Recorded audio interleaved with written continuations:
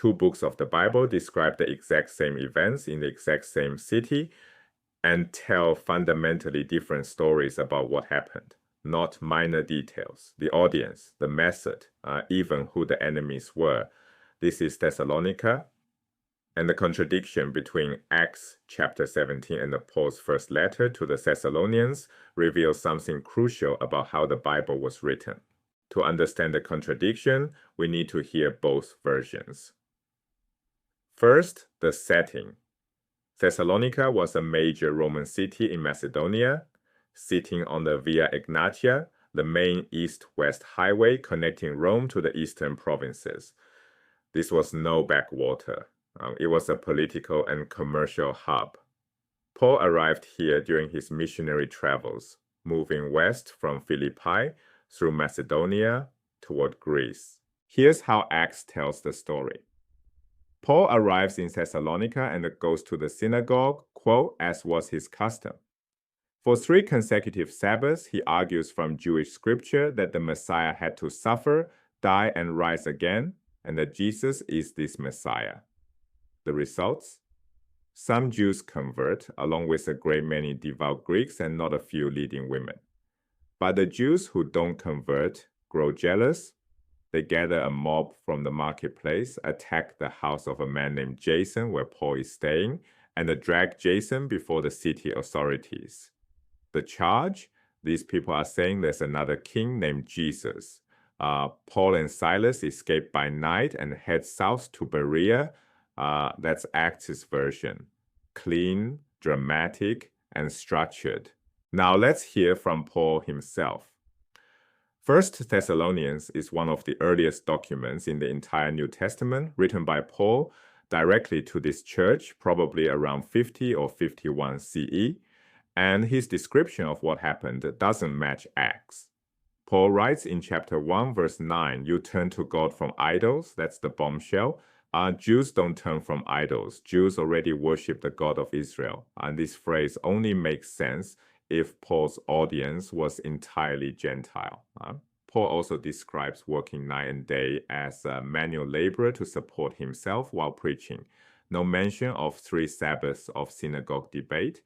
And when he describes the persecution his converts faced, he says they suffered from their own compatriots, their fellow Greeks, not from jealous Jews. So we have 2 accounts, same city, same apostle, fundamentally different stories about who joined the church, how Paul founded it, and who opposed it. These aren't harmonizable details, they're structural contradictions. Now let's dig into why these differences matter and what they tell us about how each text was written. Start with the phrase that changes everything. 1 Thessalonians chapter 1, verses 9 through 10. Paul writes, you turn to God from idols to serve a living and a true God, and to wait for his Son from heaven, whom he raised from the dead, Jesus, who rescues us from the wrath that is coming. Turn to God from idols. This language is impossible for Jewish converts. Jews already worshiped the God of Israel. They had no idols to turn from. And this single phrase reveals that Paul's entire Thessalonian church was Gentile. Nowhere in the letter does Paul reference Jewish members, Jewish scripture arguments, or synagogue origins. Now the persecution question. Acts says jealous Jews organized a mob and attacked Jason's house. Paul tells a completely different story. He uses the Greek word symphilite, meaning compatriots, fellow countrymen. Paul writes that the Thessalonians suffered from their own people, and he draws a direct parallel. Just as the churches in Judea suffered from their neighbors, so you suffered from yours. In Paul's account, the opposition is local and Greek. Fellow citizens pressuring their neighbors for abandoning traditional religion. This isn't external Jewish hostility. It's internal community conflict among Gentiles. The entire social dynamics of the early church in Thessalonica look different depending on which source you read. Now zoom out. Acts doesn't just do this in Thessalonica. Well, look at the pattern across the entire book. Right? In Pisidian Antioch, Paul goes to the synagogue. Some Jews convert, other Jews oppose him. Paul turns to Gentiles.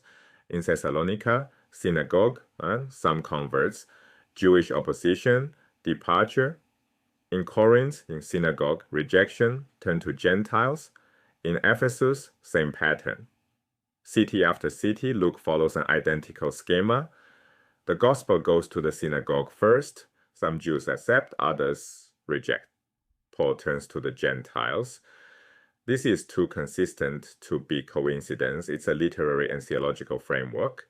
Luke is dramatizing a principle to the Jew first, then to the Greek, and imposing it on diverse historical realities that didn't always follow this neat sequence. This isn't just about Thessalonica, it's about how we read ancient texts. Here's the principle at work. When two sources describe the same events and contradict each other, historians ask a fundamental question: which source is closer to the events? This method is called source criticism, evaluating and ranking sources by their reliability. Paul's letters are primary sources, documents written by the participant himself.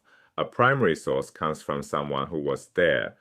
Paul wrote 1 Thessalonians around 50 CE, within 20 years of the events, directly to the people involved. Acts is a secondary source, a narrative written decades later by Luke, who wasn't present. A secondary source relies on traditions, oral reports, or other written materials. Acts remains valuable. It preserves names, places, and political details Paul never mentions.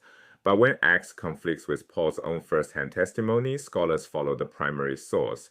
This is standard historical methodology, not anti-biblical bias. Some might object. Maybe Paul preached in the synagogue too and just didn't mention it. But this isn't an argument from silence. Paul's positive evidence is decisive. He describes his audience as former idol worshippers. That language excludes Jews. The entire letter addresses a Gentile community with zero hint of Jewish membership. What Paul says rules out Acts' version. The Bible isn't one voice, it's a library of voices, and sometimes those voices disagree. Learning to hear the differences, right? Reading each source on its own terms, is where real understanding begins.